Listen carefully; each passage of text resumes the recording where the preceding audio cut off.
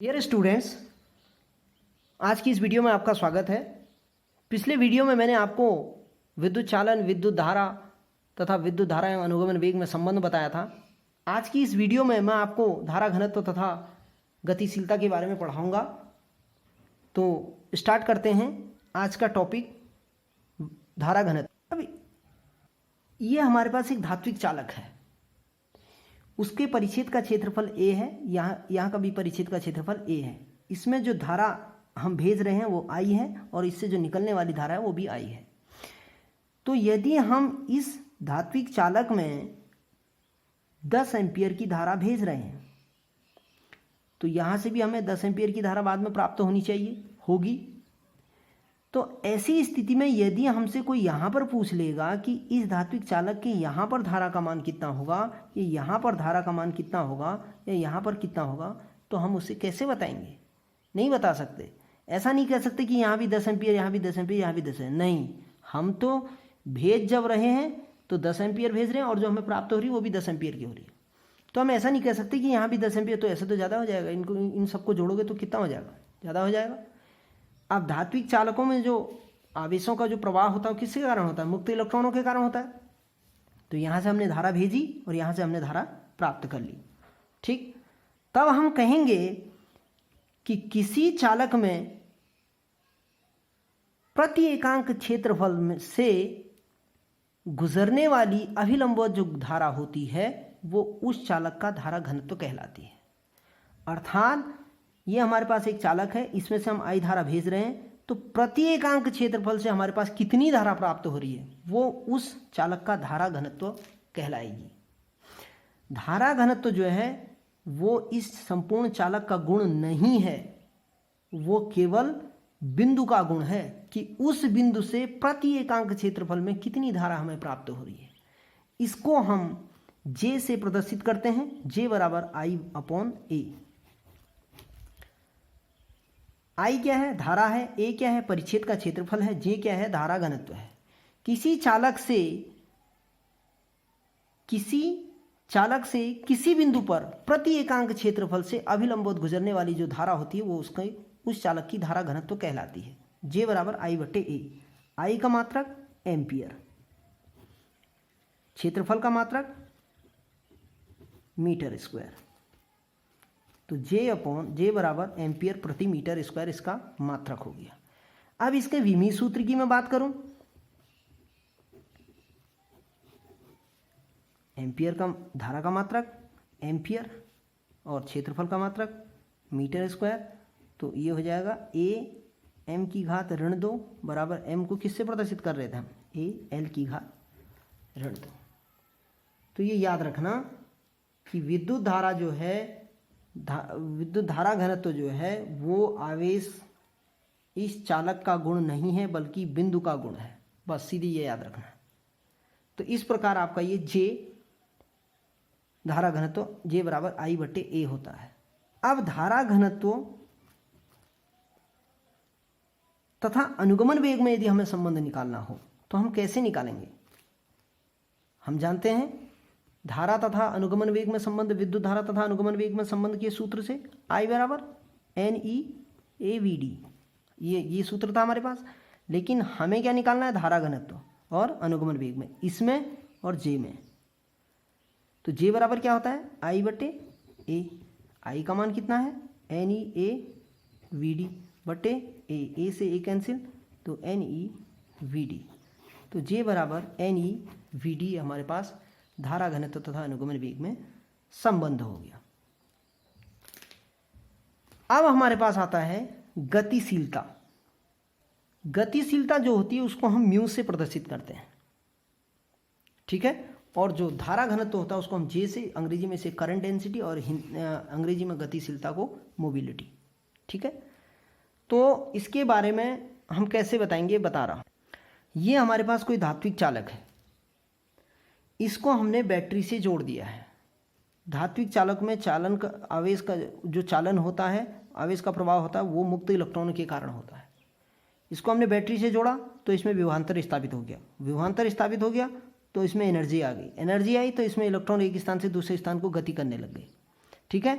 Electron जैसे ही एक स्थान से दूसरे स्थान को गति करेंगे तो फिर उसमें क्या होगा, इलेक्ट्रॉन का स्थान रिक्त हो जाएगा, वहाँ पर कोटर हो जाएगा। कोटर पर धनावेश होता है, इलेक्ट्रॉन पर ऋणावेश होता है, ये याद रखना।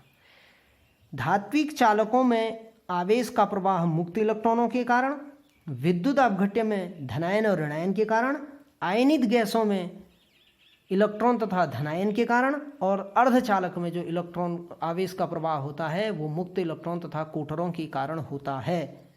ये आगे चलकर अर्धचालक वाले चैप्टर में आपको बहुत बारीकी से बताया जाएगा।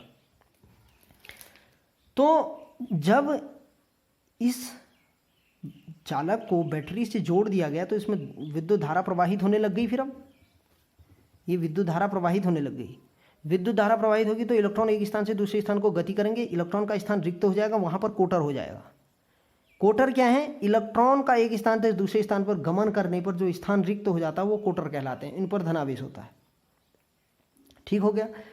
अब ये इलेक्ट्रॉन एक स्थान से दूसरे स्थान तक कितने वेग से गति कर रहे हैं। ठीक है भाई, जब वेग से गति करेंगे तो वो अनुगमन वेग था हमारे पास Vd।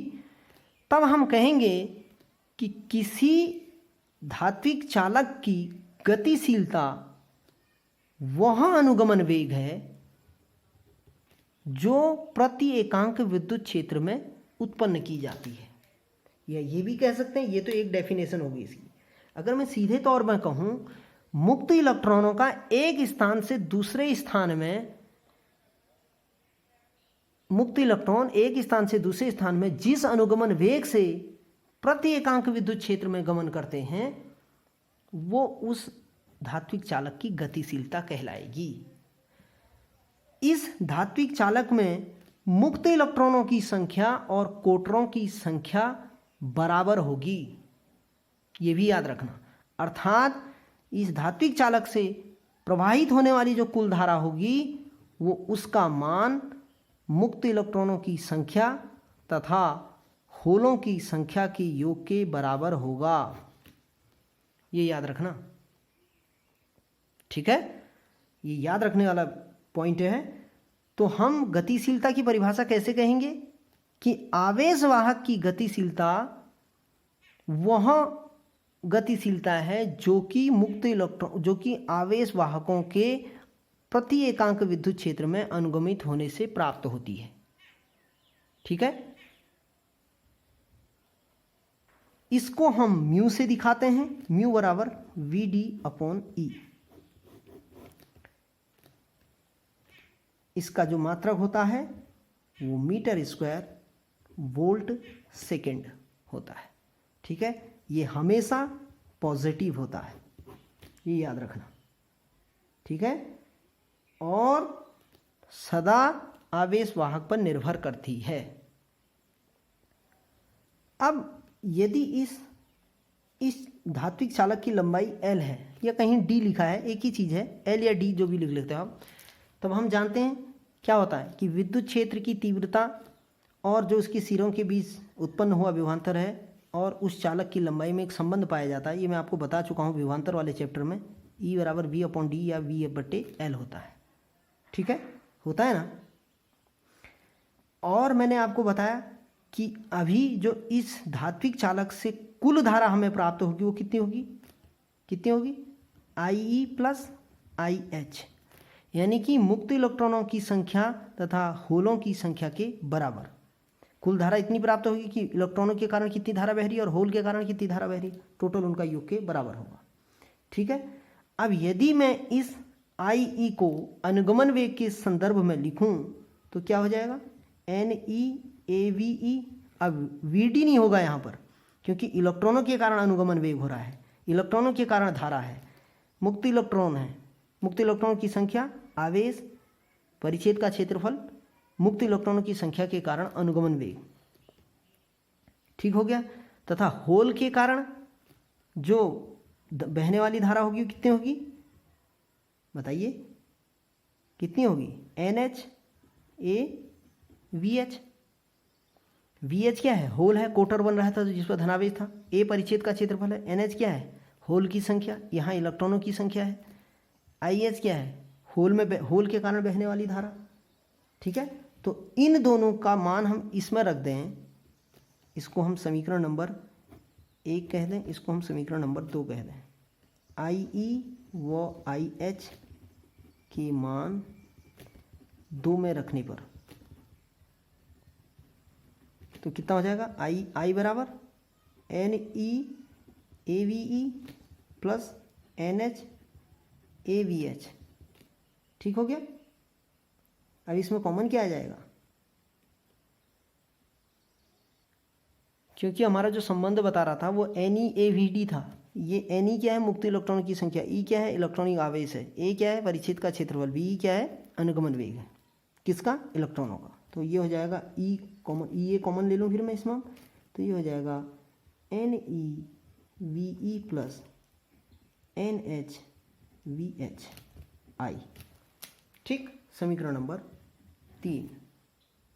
अब हम जानते हैं प्रतिरोधकता की परिभाषा से। प्रतिरोधकता क्या होती है वो मैं आपको इसके जस्ट ओम के नियम के बाद पढ़ाऊंगा, लेकिन हम उसका यहाँ सूत्र लिख ले रहे हैं। प्रतिरोधकता के सूत्र से को रो से दिखाते हैं, आर ए अपॉन एल। ठीक हो गया। Rho equals to R A upon L. Rho क्या है, प्रतिरोधकता है, आर प्रतिरोध, ए क्षेत्रफल, एल लंबाई।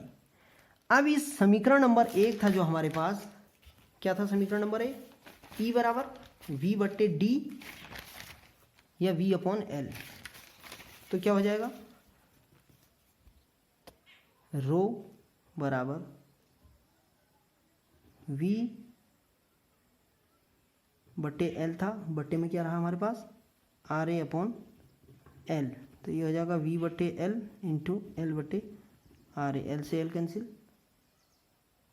वी अपॉन वी बट्टे आर ए, ई बट्टे रो बराबर हो जाएगा वी बट्टे आर ए। ये हो गया हमारा समीकरण number 5।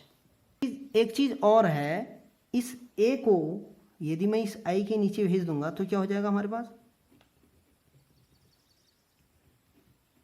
N E V E plus N H we H. एक ही चीज़ तो है, समीकरण नंबर 3 वही है, उसको मैंने ए को नीचे भेज दिया बस। अब ये क्या हो जाएगा, वी अपॉन ए आर, भाई ओम के नियम से वी बराबर आई आर होगा आगे चलकर, तो आई बराबर वी बटे आर, तो इसकी जगह ए रख दिया। ये हो गया हमारा समीकरण नंबर 6। अब समीकरण 3 से, यहाँ वाले से, आई अपॉन ए जो हमें अभी बता रहा था, आई बट्टे ए बराबर इतना होता है करके, इस आई बट्टे ए का मान हम यहाँ रख देंगे इसमें। तो ये हो जाएगा, कितना था हमारे पास, आई बटे e n E V E plus N H we h, यही तो था। अब इसको मैं क्या कर सकता हूँ, इस ई को इनके नीचे डिवाइड कर देता हूँ, इस ई को यहाँ भेज देता हूँ। तो ये हो जाएगा ई एन ई वी ई बटे e plus N H we h बटे ई। हम जानते हैं ये हमारी गतिशीलता को प्रदर्शित कर रहा था। फर्क वहाँ इतना था, म्यू बराबर वी डी बटे ई था, अनुगमन वेग था। यहाँ होल के कारण अनुगमन वेग है, यहाँ इलेक्ट्रॉन के कारण अनुगमन वेग है।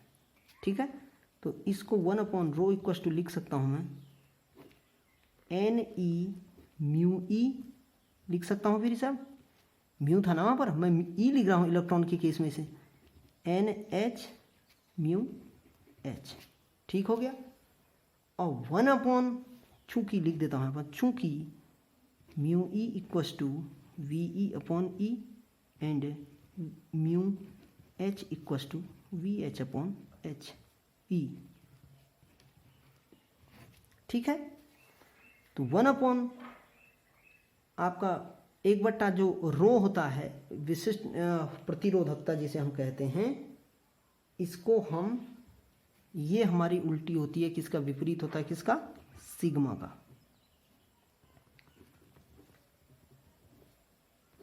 N E mu E plus N H mu H,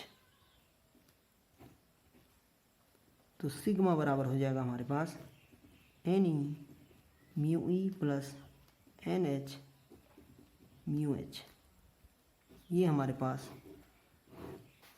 मुक्त इलेक्ट्रॉनों की संख्या, कोटरों की संख्या की जो प्रतिरोधकता है वो 1/ρ जो होता है, ये आगे चलकर आपको समझ में आएगा। यहाँ पर आपको केवल अभी याद करना है, सिग्मा बराबर 1/ρ होता है करके। रो प्रतिरोधकता है और सिग्मा आपकी चालकता है, विद्युत चालकता।